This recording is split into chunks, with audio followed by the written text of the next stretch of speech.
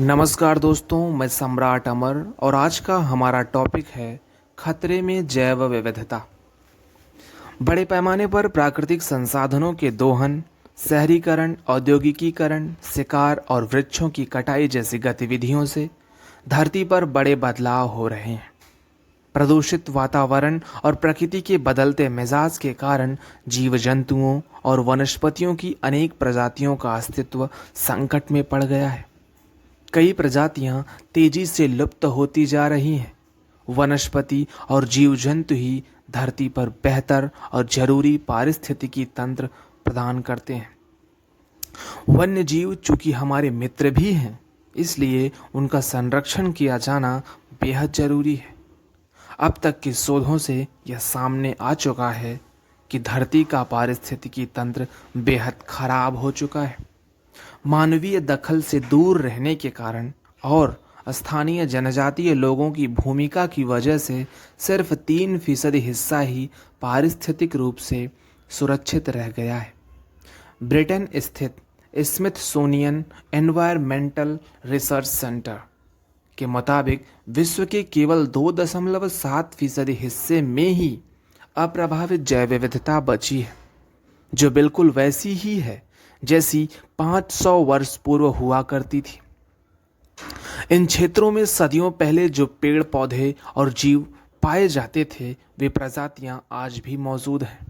जो अप्रभावित जैव विविधता वाला क्षेत्र बचा है, वह भी जिन जिन देशों की सीमाओं के अंतर्गत आता है, उनमें से केवल 11% क्षेत्र को ही संरक्षित क्षेत्र घोषित किया गया है। अप्रभावित जैव विविधता वाले क्षेत्रों में से अधिकांश इलाके उत्तरी गोलार्ध में आते हैं, जहां मानव उपस्थिति कम रही है, लेकिन अन्य क्षेत्रों के मुकाबले ये जैव विविधता से समृद्ध नहीं थे। धरती पर जैव विविधता के अस्तित्व पर मंडराते संकट को लेकर शोधकर्ताओं का कहना है कि अधिकांश प्रजातियां मानव शिकार के कारण लुप्त हुई हैं, जबकि अन्य कारणों में दूसरे जानवरों का हमला और बीमारियां शामिल हैं। हालांकि उपग्रह से मिली तस्वीरों के आधार पर शोधकर्ताओं का मानना है कि धरती के ऐसे 20% हिस्से की जैव विविधता को बचाया जा सकता है, जहां अभी 5 या उससे कम बड़े जानवर ही गायब हुए हैं। लेकिन इसके लिए मानव प्रभाव से अछूते क्षेत्रों में कुछ प्रजातियों की बसावट बढ़ानी होगी, ताकि पारिस्थितिकीय तंत्र में असंतुलन पैदा न हो। जलवायु परिवर्तन के कारण बढ़ रही गर्मी से भी जैव विविधता खतरे में पड़ी है। अमेरिका की यूनिवर्सिटी ऑफ एरिजोना के शोधकर्ताओं का मानना है कि अगले 50 वर्षों में वनस्पतियों और जीव जंतुओं की प्रत्येक 3 में से एक यानी 1/3 प्रजातियां विलुप्त हो जाएंगी। शोधकर्ताओं ने दुनिया भर के 600 स्थानों पर 500 से ज़्यादा प्रजातियों पर 1 दशक तक अध्ययन करने के बाद पाया कि अधिकांश स्थानों पर 44% प्रजातियां विलुप्त हो चुकी हैं। इस अध्ययन में विभिन्न मौसमी कारकों का अध्ययन करने के बाद शोधकर्ता इस नतीजे पर पहुंचे कि यदि गर्मी ऐसी ही बढ़ती रही तो 2070 तक दुनिया भर में कई प्रजातियां खत्म हो जाएंगी। World wild life crime report 2020 के मुताबिक वन्य जीवों की तस्करी भी दुनिया के पारिस्थितिकी तंत्र के लिए बड़ा खतरा बनकर उभरी है। रिपोर्ट के मुताबिक सर्वाधिक तस्करी स्तनधारी जीवों की होती है। वन्य जीव तस्करी में 22% तस्करी के मामले रेंगने वाले जीवों के और 10% पक्षियों के होते हैं, जबकि पेड़ पौधों की तस्करी का हिस्सा 14.3% है।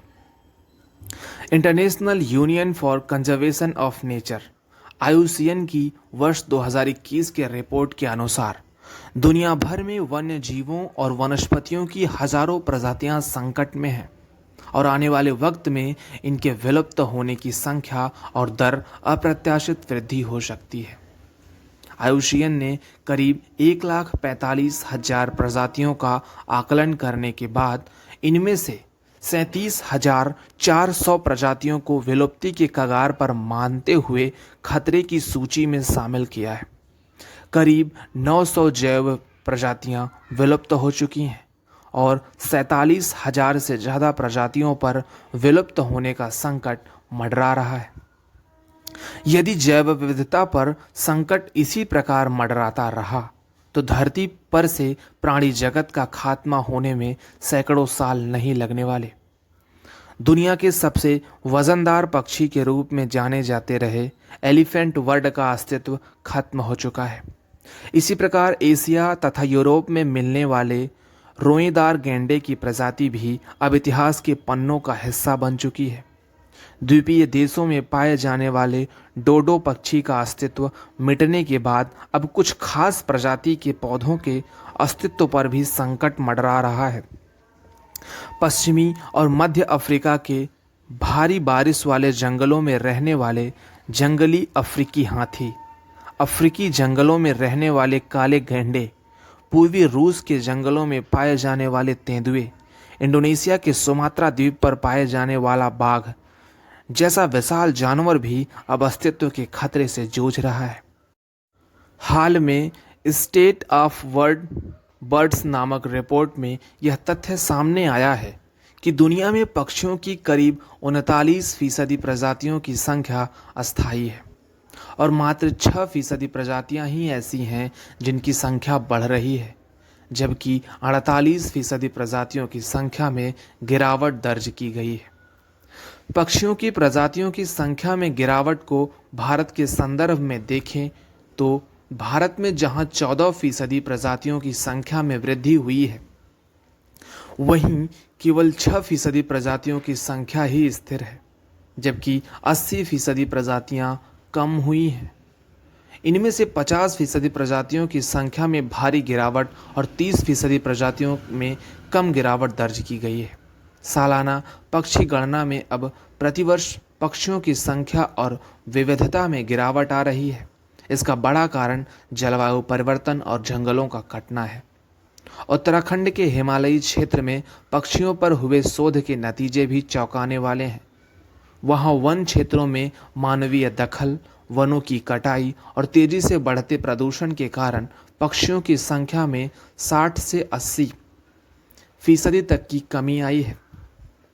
देहरादून स्थित centre for ecology development and research CEDAR और हैदराबाद स्थित centre for cellular and molecular biology CCMB के शोधकर्ता यह साझा शोध वर्ष 2016 से हिमालय के ऊंचाई वाले इलाकों में कर रहे हैं।